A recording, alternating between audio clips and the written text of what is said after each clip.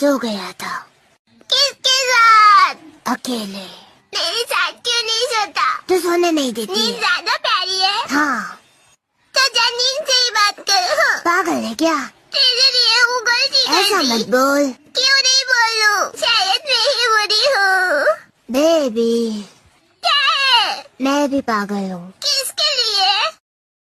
नींद के लिए। फिर वही बात। सो जा हमेशा के लिए।